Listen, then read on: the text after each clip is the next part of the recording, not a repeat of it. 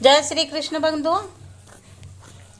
आज शुक्रवार शक्ति की देवी संतोषी माता का दिन होता है। तो आइए भक्त जनों, हम सभी श्रद्धा पूर्वक सुनते हैं शुक्रवार की संपूर्ण कथा। और कथा के अनुसार एक बार एक बूढ़ी माई थी, उसके 7 बेटे थे, जिनमें से 6 कमाने वाले थे और निकम्मा था। बूढ़ी माँ 6 बेटों के लिए भोजन बनाती और जो कुछ जूठन बच जाता वह 7वें बेटे को दे दिया करती थी। वह मन का बड़ा भोला भाला था, इसलिए कुछ भी विचार नहीं करता था। एक दिन वह अपनी पत्नी से बोला, देखो मेरी माँ को मुझ पर कितना प्रेम है। तो उसकी पत्नी बोली, हाँ क्यों नहीं, सबका बचा हुआ जूठा जो तुम्हें खिलाती है। तब वह बोला, नहीं ऐसा नहीं हो सकता, मैं जब तक अपनी आंखों से ना देख लूं मान ही नहीं सकता। पत्नी ने हंसकर कहा, देख लोगे तब तो मानोगे। फिर कुछ दिनों के बाद त्योहार आया। घर में 7 तरह के भोजन और चूरमे के लड्डू बने। वह जांचने के लिए सिर दुखने का बहाना करके एक पतली चुनरी सिर पर ओढ़कर रसोई में सो गया। वह कपड़े में से सब कुछ देखता रहा। थोड़ी देर में उसके 6 भाई भोजन करने आए। उसने देखा माँ ने उसके लिए सुंदर आसन बिछाकर तरह तरह के भोजन परोसे और आग्रह करके उन्हें भोजन कराया। वह लेटा हुआ सब कुछ देखता रहा। 6 बेटे भोजन करके उठ गए। तब माँ ने उसकी जूठी थाली में से लड्डुओं के टुकड़े उठाकर एक लड्डू बनाया। सारी जूठन साफ करके बूढ़ी माँ ने उसे पुकारा, बेटा 6 भाई भोजन करके चले गए, अब तू भी बाकी है, अब तू कब खाएगा। तब वह कहने लगा, माँ मुझे भोजन नहीं करना है, मुझे भूख नहीं है, मैं परदेश जा रहा हूँ। माँ ने कहा, कल जाता है तो आज ही चला जा। वह बोला, हाँ हाँ आज ही जा रहा हूँ। ऐसा कहकर वह दुखी मन से घर से निकल गया। चलते समय उसे अपनी पत्नी की याद आई। वह उस समय गौशाला में अपने उपले थाप रही थी। वहां जाकर वह बोला, हम परदेश जा रहे हैं, कुछ समय के बाद आएंगे, तब तक तुम यहाँ ध्यान से रहना। तब उसकी पत्नी बोली, आप खुशी से जाइए, हमारी चिंता मत कीजिए, यहाँ हम भगवान के भरोसे हैं। आप अपनी कोई निशानी मुझे दे जाइए ताकि मैं तुम्हें याद करती रहूं, और तुम भी मेरी कोई निशानी ले जाओ ताकि तुम भी मुझे कभी ना भूलो। तब वह बोला, मेरे पास तो कुछ नहीं है, यह अंगूठी है, यही ले लो और अपनी कोई निशानी मुझे दे दो। वह बोली, मेरे पास क्या है, यह गोबर भरा हाथ है। यह कहकर उसकी पीठ पर अपने गोबर के हाथ की थाप मार दी। फिर वह वहाँ से चल दिया। चलते चलते दूर देश पहुँच गया। वहाँ एक साहूकार की दुकान थी। दुकान पर जाकर वह कहने लगा, भाई मुझे नौकरी पर रख लो। साहूकार को जरूरत थी। वह बोला, रह जा। लड़के ने पूछा, तनख्वाह क्या दोगे। साहूकार ने कहा, काम देखकर दाम मिलेगा। अब साहूकार के यहाँ उसे नौकरी मिल गई तो वह सुबह से लेकर रात तक नौकरी करने लगा। कुछ ही दिनों में दुकान का सारा लेन देन, हिसाब किताब, ग्राहकों को माल बेचना, ये सारा काम वह लगन से करने लगा। साहूकार के 7-8 नौकर थे, वे सब चक्कर खाने लगे। यह तो बहुत होशियार बन गया। सेठ ने भी उसका काम देखा तो 3 महीने में ही उसे आधे व्यवसाय का हिस्सेदार बना लिया। कुछ ही वर्षों में वहां पर नामी सेठ बन गया। और फिर एक दिन मालिक सारा कारोबार उस पर छोड़कर यात्रा पर चल गया। अब पीछे उसकी पत्नी पर क्या बीती यह भी सुनिए। सास ससुर उसे दुख देने लगे, सारी गृहस्थी का काम कराकर उसे लकड़ी लेने जंगल में भेज देते। इस बीच घर के आटे से जो भूसी निकलती उसकी रोटी बनाकर रख दी जाती और फूटे नारियल की नरेली में पानी भर दिया जाता और उसे दे दिया जाता था। इस तरह दिन बीत रहे थे। एक दिन वह लकड़ी लेने जा रही थी। रास्ते में बहुत सारी स्त्रियां संतोषी माता का व्रत करती दिखाई दी। वह वहां खड़ी होकर कथा सुनने लगी और पूछने लगी, बहनों तुम यह किस देवता का व्रत कर रही हो और इसको करने से क्या फल मिलता है, इस व्रत को करने का क्या विधि है। यदि तुम अपने इस व्रत का विधान मुझे समझा कर कहोगी तो मैं तुम्हारा बड़ा एहसान मानूंगी। तब उसमें से एक स्त्री बोली, सुनो ये संतोषी माता का व्रत है, इसको करने से निर्धनता और दरिद्रता का नाश होता है, घर में लक्ष्मी आती है, मन की चिंताएं दूर होती है, घर में सुख होने से मन को प्रसन्नता और शांति मिलती है, निपुति को पुत्र मिलता है, पति बाहर गया हो तो शीघ्र घर आ जाता है, कुंवारी कन्या को मनपसंद वर मिल जाता है, राजद्वारे में बहुत दिनों से मुकदमा चल रहा हो तो वह खत्म हो जाता है, कलह कलेश दूर होकर घर में सुख शांति का वास होता है, घर में धन जमा हो जाता है, पैसा जायदाद का लाभ होता है, रोग दूर हो जाता है और जो कुछ मन में काम ना हो वह सब संतोषी माता की कृपा से पूरी हो जाती है। इसमें कोई संदेह नहीं है। तब वह पूछने लगी, बहन ये व्रत कैसे किया जाता है तो बताओ, बड़ी कृपा होगी। वह कहने लगी, 1.25 आने का गुड़ चना ले लेना, इच्छा हो तो 5.25 आने का लेना, या फिर बिना परेशानी और श्रद्धा और प्रेम से जितना भी बन पाए सवाई लेना। प्रत्येक शुक्रवार को निराहार रहकर कथा सुनना, इसके बीच कर्म टूटे नहीं। लगातार नियम पालन करना। सुनने वाला कोई ना मिले तो घी का दीपक जलाकर उसके आगे जल के कलश को रखकर सामने बैठकर कथा कहना, परंतु नियम न टूटे। जब तक कार्य सिद्ध न हो नियम का पालन करना, और कार्य सिद्ध हो जाने पर व्रत का उद्यापन करना। 3 मास में माता फल पूरा करती है। यदि किसी के ग्रह खोटे भी हो तो भी माता वर्ष भर में कार्य सिद्ध करती है। फल सिद्ध होने पर उद्यापन कर लेना चाहिए, बीच में नहीं करना चाहिए। उद्यापन में सवाई से आटा का खाजा और इसी माप से खीर तथा चने का साग बनाना, 8 लड़कों को भोजन कराना, जहाँ तक हो सके जेठ देवर भाई बंधु या परिवार के ही लोग हो, ना मिले तो रिश्तेदार और पास पड़ोस को भी बुला लेना। उन्हें भोजन कराकर यथाशक्ति फल दक्षिणा आदि देकर माता का नियम पूरा करना। उस दिन घर में न तो खटाई खाना और न ही दान करना। यह सुनकर बुढ़िया के लड़के की पत्नी चल पड़ी। रास्ते में लकड़ी के बोझ को बेच दिया और उन पैसों से गुड़ चना लेकर वह संतोषी माता की व्रत की तैयारी करने आगे चली, और सामने मंदिर देखकर पूछने लगी, यह मंदिर किसका है? सब कहने लगी, यह तो संतोषी माता का मंदिर है। यह सुनकर वह माता के मंदिर में जाकर माता के चरणों में लौटने लगी। दीन होकर विनती करने लगी, माँ मैं निपट अज्ञानी हूँ, व्रत के कुछ भी नियम नहीं जानती हूँ, मैं बहुत दुखी हूँ। हे माँ, हे जगत जननी, मेरा दुख दूर करो, मैं आपकी शरण में हूँ। उसकी इस विनती को सुनकर संतोषी माता को उस पर दया आ गई। एक शुक्रवार बीता ही कि दूसरे को उसके पति का पत्र आया और तीसरे शुक्रवार को उसका भेजा हुआ पैसा आया। यह देखकर जेठानी जेठ मुंह सिकुड़ने लगे। इतने दिनों में इतना पैसा आया है, इसमें क्या बड़ाई।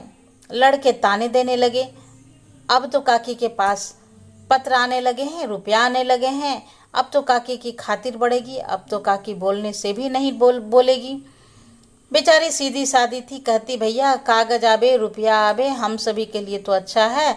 ऐसा कहकर आंखों से आंसू भरकर संतोषी माता के मंदिर में आकर मातेश्वरी के चरणों में गिरकर वो रोने लगी, माँ मैंने आपसे पैसा कम मांगा है, मुझे पैसे से क्या काम, मुझे तो बस अपने पति से काम है, मैं तो अपने पति के दर्शन मांगती हूँ। तब माता ने प्रसन्न होकर कहा, जा बेटी तेरा पति भी जल्द आएगा। यह सुनकर वह खुशी से बावली होकर घर में जाकर काम करने लगी। अब संतोषी माता विचार करने लगी, इस भोली पुत्री को मैंने कह तो दिया कि तेरा पति आएगा, पर आएगा कैसे? वह तो इसे स्वप्न में भी याद नहीं करता। अब उसे याद दिलाने को मुझे ही जाना पड़ेगा। इस तरह माताजी उस बूढ़ी माई के बेटे के पास जाकर उसके स्वप्न में प्रकट होकर कहने लगी, साहूकार के बेटे सो रहा है या जाग रहा है? तो वह कहने लगा, माँ सोता भी नहीं जागता भी नहीं, कहो क्या आज्ञा है। संतोषी माता कहने लगी, तेरे घर बार कुछ है कि नहीं? वह बोला, मेरे पास सब कुछ है, माँ बाप है, पत्नी है, क्या कमी है? तब माता बोली, भोले पुत्र तेरी पत्नी घोर कष्ट उठा रही है, तेरे माँ बाप उसे त्रास दे रहे हैं और वह तेरे लिए तरस रही है, जाकर उसकी सुधि ले। तब वह बोला, हाँ माता जी यह तो मालूम है, परंतु जाऊं तो जाऊं कैसे? परदेश की बात है, लेन देन का कोई हिसाब नहीं, कोई जाने का रास्ता नहीं है, कैसे चला जाऊं? माँ कहने लगी, मेरी बात मान, सवेरे नहा धोकर संतोषी माता का नाम ले, घी का दीपक जलाकर दंडवत कर दुकान पर बैठ जा। देखते देखते तेरा सारा लेन देन चुक जाएगा, जमा का माल बिक जाएगा, सांझ होते ही धन का भारी ढेर लग जाएगा। अब सवेरे जल्दी उठकर वह भाई बंधुओं से अपने सपने की बात बताई। सबने उसकी बात को अनसुना कर कर उसकी खिल्ली उड़ाने लगा। कभी सपने भी सच होते हैं क्या? तब एक व्यक्ति बोला, देख भाई मेरी बात मान, इस प्रकार झूठ साच करने के बदले देवी ने जैसा कहा है वैसा ही करने में तेरा क्या जाता है? अब उन बूढ़े व्यक्ति की बात मानकर वह नहा धोकर संतोषी माता को दंडवत घी का दीपक जलाकर दुकान पर जा बैठा। थोड़ी ही देर में उसने क्या देखा कि देने वाले रुपये लाने लगे, लेने वाले हिसाब लेने लगे। कोटे में भरे सामान के खरीदारी नगद दाम देकर सौदा करने लगा। शाम तक धन का भारी ढेर लग गया। मन में माता का नाम लेकर चमत्कार देकर प्रसन्न होकर घर जाने के लिए गहना कपड़ा सामान खरीदने लगा। यहाँ के सारे काम से निपट कर वह तुरंत घर को रवाना हुआ। उधर उसकी पत्नी बेचारी जंगल में लकड़ियां लेने गई। लौटते समय माता जी के मंदिर में वह रुककर विश्राम करने लगी। वह तो उसके प्रतिदिन रुकने का जो विश्राम स्थान ठहरा। वहां पर धूल उड़ते हुए देखकर उसने माता से पूछा, हे माता, यह धूल कैसे उड़ रही है? तब माता कहने लगी, हे पुत्री, तेरा पति आ रहा है। अब तू ऐसा कर, लकड़ियों के 3 बोझ बना ले। एक गट्ठर को नदी के किनारे रख और दूसरा मेरे मंदिर पर और तीसरा गट्ठर मेरे सिर पर रख। तेरे पति को लकड़ियों का गट्ठर देखकर मोह पैदा होगा।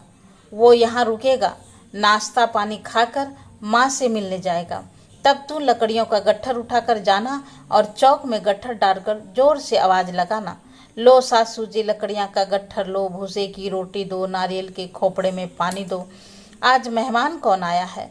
बहुत अच्छा माता जी। ऐसा संतोषी माता से कहकर वह प्रसन्न मन से लकड़ियां लेकर 3 गट्ठर ले आई। एक नदी के किनारे पर और एक माता जी के मंदिर पर रख दिया और इतने में ही मुसाफिर आ पहुंचा। सूखी लकड़ियां देखकर उसकी इच्छा उत्पन्न हुई कि हम यहीं पर विश्राम करें और भोजन बनाकर खा पीकर गांव जाएं। इस तरह रुककर भोजन बनाकर विश्राम करके वह गांव को गया। सबसे बड़े प्रेम से मिला। उसी समय सिर पर लकड़ियां का गट्ठर लिए उसकी उतावली सी पत्नी आ गई। लकड़ियों का भारी बोझ आंगन में डालकर उसने जोर से 3 आवाजें लगाई, लो सासू जी लकड़ियों का गट्ठर लो, भूसे की रोटी दो। आज मेहमान कौन आया है? यह सुनकर उसकी सास बाहर आकर अपने दिए हुए कष्टों को भुलाने के लिए कहने लगी, बहू ऐसा क्यों कहती हो? तेरा पति ही तो आया है। आ बैठ, मीठा भात खा, भोजन कर, कपड़े गहने पहन। उसकी आवाज सुनकर उसका पति बाहर आया। उसकी उंगली में अंगूठी देखकर वह व्याकुल हो गया, क्योंकि उसकी कमजोर हालत को देखकर वह उसे पहचान नहीं पाया था। माँ ने पूछने लगा, माँ यह कौन है? माँ ने कहा, बेटा यह तेरी पत्नी है। आज पूरे 12 वर्ष हो गए हैं जब से तू गया है, तब से यह गांव में जानवर की तरह भटकती फिरती है। घर का कोई काम काज कुछ नहीं करती, 4 पहर आकर खा जाती है। अब तुझे देखकर भूसी की रोटी और नारियल के खोपरे में पानी मांग रही है। तब वह लज्जित और दुखी होकर बोला, ठीक है माँ, मैंने इसे भी देखा और तुम्हें भी देखा। अब दूसरे घर की चाबी दो, मैं उसे में रहूँगा। माँ बोली, ठीक है बेटा, जैसी तेरी मर्जी हो। सोकर ऐसा कहकर चाबी का गुच्छा उसने पटक दिया। उसने चाबी लेकर दूसरे मकान की 3री मंजिल का कमरा खोलकर सारा सामान जमाया। एक दिन में राजा के महल जैसा ठाट बाट बना दिया। अब क्या था, पत्नी सुख भोगने लगी। इतने में ही अगला शुक्रवार आया। उसने अपने पति से कहा, मुझे संतोषी माता के व्रत का उद्यापन करना है। उसका पति बोला, अच्छा खुशी खुशी कर लो। अब वह उद्यापन की तैयारियां करने लगी। जेठानी के लड़कों को भोजन के लिए कहने गई तो उन्होंने मंजूर किया, परंतु पीछे से जेठानी ने अपने बच्चों को सिखा दिया। बोली, देखो भोजन के समय सभी लोग खटाई मांगना, जिससे उसका उद्यापन पूरा न हो। लड़के जिमने आए, खीर भोजन सब कुछ पेट भरकर खाया, परंतु बाद में खाते ही कहने लगे, काकी काकी हमें खटाई दो, खीर खाना हमको नहीं भाता। देखकर मन अजीब सा हो रहा है। वह कहने लगी, भाई खटाई किसी को नहीं दी जाएगी, यह तो संतोषी माता का प्रसाद है। लड़के गुस्से से उठकर खड़े हुए और बोले, लाओ फिर पैसा दो। भोली बहू कुछ भी नहीं जानती थी, उसने उन्हें पैसे दे दिए। लड़के उसी समय हाट के इमली खटाई लेकर खाने लगा। वह देखकर संतोषी माता ने बहू पर खूब कोप किया।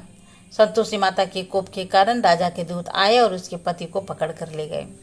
जेठ जेठानी मनमाने वचन कहने लगे, लूट लूट कर धन इकट्ठा करके लाया है, अब सब मालूम पड़ जाएगा जब जेल की मार खाएगा। पत्नी से यह वचन सहन नहीं हुई। रोती हुई फिर से माता जी के मंदिर में गई, हाथ जोड़कर कहने लगी, हे संतोषी माता, यह आपने क्या किया? हंसाकर अब हम अपने भक्तों को रुलाने लगी। माता बोली, बेटी तूने उद्यापन करके मेरा व्रत भंग किया है, इतनी जल्दी सारी बातें भुला दी। वह कहने लगी, माता भूलती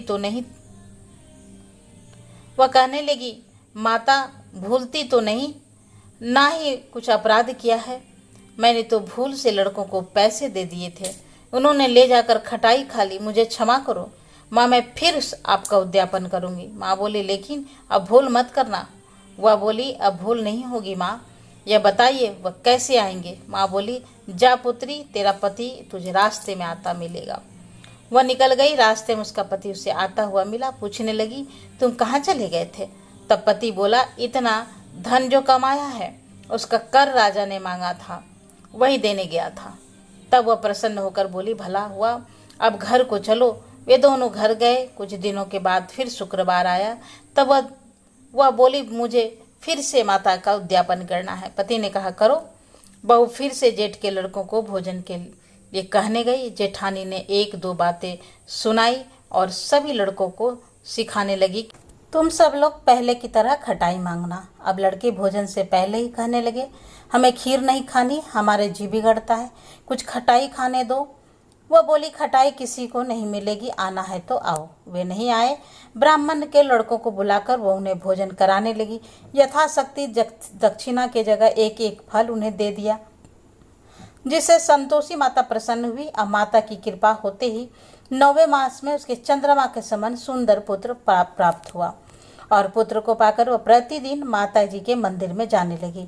माँ ने सोचा यह तो रोज आती है, आज क्यों न इसके घर में चलूं, जाकर इसका आसरा तो देखूं। यह विचार कर माता ने भयानक रूप बनाया। गोड़ चने से सना मुख, ऊपर सूंड के समान होठ, जिस पर असंख्य मक्खियां भिनभिना रही थी। देहरी पर पैर रखते ही उसकी सास चिल्लाने लगी देखो रे देखो, कोई चुड़ैल डाकनी चली आ रही है। अरे लड़कों इसे भगाओ, नहीं तो यह किसी को खा जाएगी। लड़के भगाने लगे, चिल्लाकर खिड़की दरवाजे बंद करने लगे। बहू रोशनदान में से देख रही थी। वह प्रसन्नता से पगली बनकर चिल्लाने लगी आज तो मेरे भाग खुल गए, आज तो मेरे माताजी मेरे घर आई हैं।